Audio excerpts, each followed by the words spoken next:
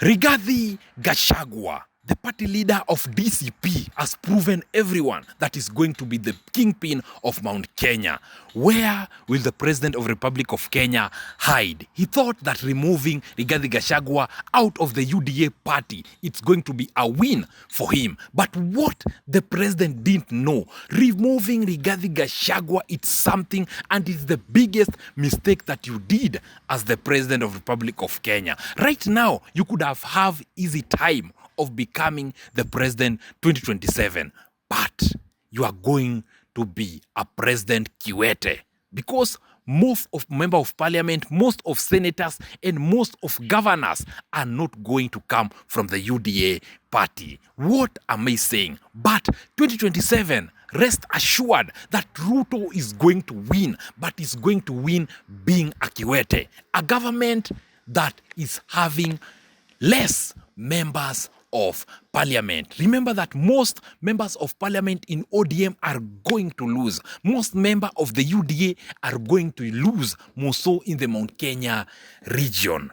Dear viewers, let me unveil to you how Rigathi Gachagua is going to be the kingpin of Mount Kenya. Whatever that is doing currently, is doing it for his own self-interest. There's no day that Rigathi wants to be the president. Rigathi doesn't want to be the deputy president. Rigathi doesn't want any seat here in Kenya, but he wants to be like Raila Amolo Odinga. This is the reincarnation of Raila Amolo Odinga through Rigathi Gachagua. This is something that most of the people didn't see this coming. This is just a by-election.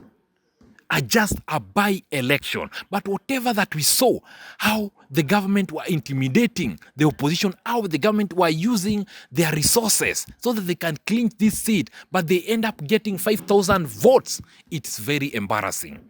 It is very embarrassing. So this has just been a wake-up call to the President of the Republic of Kenya, William Kipchirchir Arap Ruto. My dear viewers, let me tell you something.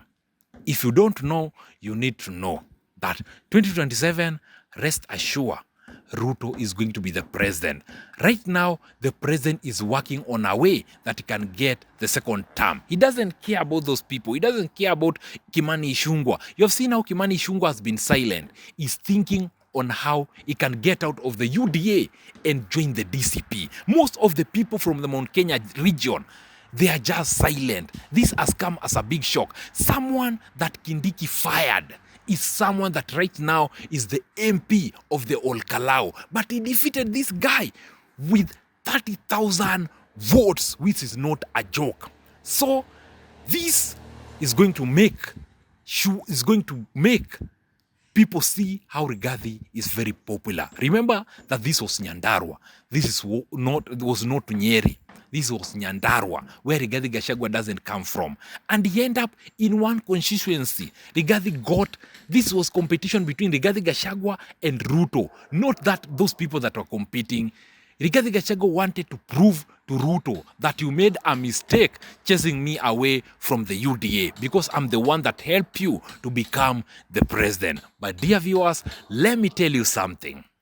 Rigathi Gachagua doesn't want any seat here in Kenya. He wants to be the kingmaker like how Raila was, because it is his time and he wants to show Ruto how politics are done through being a kingmaker. Ruto is going to win the 2027 election, but making decision as a president is going to be very hard because most members of parliament are going to come from different parties, and passing in bills is going to be very hard. That is what Rigathi Gachagua wanted, and that's what he has been looking for and is going to get it. My dear viewers, this is a wake-up call for Ruto. You see how Ruto is silent. He's planning his game. He's planning on a way he can make a comeback. He's seeing what wrong did I did. So remember that people are being attacked. A lot of money, like billions of money, was used in Olkalau. One constituency. How many constituencies do we have here in Kenya? And what are these people ready to do to get their seat? Someone that they abuse to be a chokora is someone that has become the member of parliament for Olkalau. something that Ruto didn't see this coming. What next for Kithure Kindiki? So, Kithure Kindiki, this is a wake-up call for you. That is the news that we had for you today concerning the rivalry between Dr. Geoffrey Rigathi Gachagua versus the President of the Republic of Kenya, William Kipchirchir Arap Ruto. What next after this Olkalau by-election? Just tell us through the comment section, what do you think is going to happen next? And right now, as you are talking, Rigathi Gachagua has got 19 members of parliament, 19 MCAs, like the total leaders from the DCP. Remember that it's a new party. It's 19 of them. And this party is growing bigger and bigger. Mount Kenya people have proven to Ruto that they don't like him. So Ruto is going to switch his turn. He's going to know that these people have abandoned me after whatever that I've done to them. Ruto was giving people from the Mount Kenya money to taste them. It was just a taste to think that, does these people want money how they wanted previous election? Does these people really love me? And Ruto knows very well that it is true. They don't like me. Right now, he's going to look for votes in those northern part of where Duale is coming from the Kisumu part where those people are coming from Nairobi where people are coming from. But Ruto is going to abandon Mount Kenya for Kindiki. So he's going to tell Kindiki, you need to up your game. You need to prove to me that I just need only 100,000 votes from the Mount Kenya region and join with other counties so that I can be the president 2027. That is the news that you had for you today. Kindly subscribe. Thanks so much for the 150 subscribers. Until next time, always say game over. We are out.